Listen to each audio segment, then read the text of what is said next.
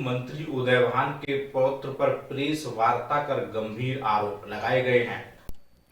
आगरा में पूर्व विधायक चौधरी उदयभान सिंह के प्रपौत्र पर गिरफ्तारी की मांग को लेकर सड़कों पर उतरेगा समाज। आने वाले समय में भाजपा को वोट न देने की और बहिष्कार की अपील की गई। अपनी पुत्री को स्टेशन से लेकर लौट रहा था। रात्रि 10 बजे देवांश चौधरी प्रपौत्र उदयभान सिंह पूर्व मंत्री उत्तर प्रदेश सरकार द्वारा घात लगाकर बैठा था और मौका पाते ही गाड़ी ऊपर चढ़ाने का प्रयास किया। ऐसा प्रतीत हो रहा है कि जान से मारने के उद्देश्य से आया। तब मार्ग पर चल रहे राहगीरों ने पुत्री व उसको बचाया गया और वो चोटिल हो गया।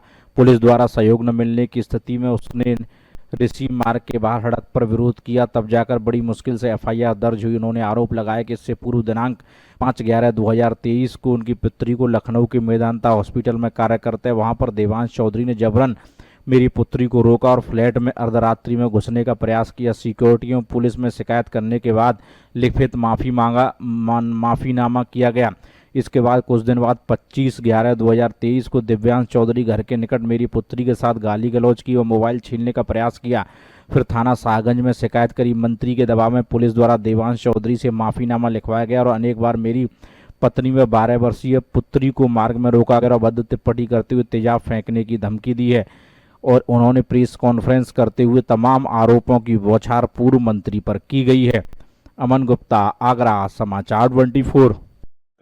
जी विवेक जी, क्या घटना हुई थी आपकी बेटी के साथ? सर, मैं 15/4/2024 को अपनी बेटी को आगरापुर स्टेशन से आगरापुर स्टेशन से घर के लिए लेकर आया था।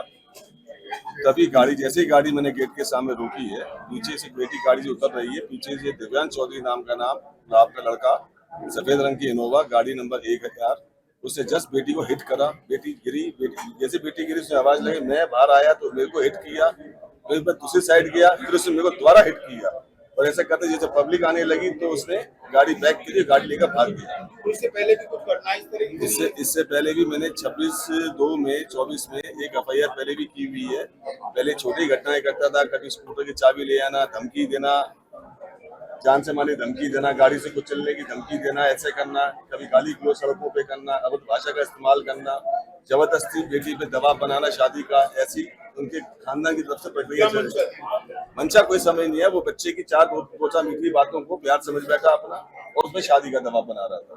बच्चे स्कूल कॉलेजों में पढ़ते हैं, आते हैं जाते हैं, व्यवहार बातचीत होती है तो उसको कोई आदमी गलत मतलब निकाल ले। जब बेटी ने 2 साल 2.5 साल से उससे बिल्कुल कट ऑफ कर लिया हुआ है, वो अपनी पढ़ाई में लगी हुई है। आज 1 साल से वो लखनऊ नौकरी करती है मेदांता हॉस्पिटल में, तो वो अपने जीवन जी रही है, अपना अपना कर रही है, सब काम कर रही है। पर तुम किसको कैसे विवश थोड़ी कह सकते हो किसी को कि आज आप मेरे साथ शादी करें? जबरदस्ती पॉसिबल नहीं है। अगर 2-4 बातें आपकी सड़क पे या घर पे कैसी हो गई है, थोड़ा मिलना जुलना हो गया, एक ग्रुप है, बच्चों का ग्रुप होता है, सब मिलते जुलते हैं, सब होता है। आपने इसकी शिकायत की थी राज्य मंत्री को? हमने सब शिकायतें की हैं, कई बार पुलिस स्टेशन तहरीर दी थी और एफआईआर भी हुई है और 2 माफीनामे हैं हमारे पास। एक लखनऊ में इससे घर में घुसने की कोशिश की, जब पुलिस के द्वारा वहाँ पे माफीनामा लिखवाया गया। आगरा के अंदर भी इसने गलत हरकत की, जब भी आगरा पुलिस स्टेशन में इसका माफीनामा लिखा हुआ है। और इसके घर वालों से भी मैंने कंप्लेन की, डायरेक्ट जाके कंप्लेन की। जब चौधरी उदयभान सिंह जी ने मेरे को आश्वासन दिया कि लड़का नहीं करेगा। इनकी मौसी है नीतू चौधरी, उन्होंने मेरी बात हुई, उन्होंने भी आश्वासन दिया कि अब आगे से लड़का नहीं करेगा।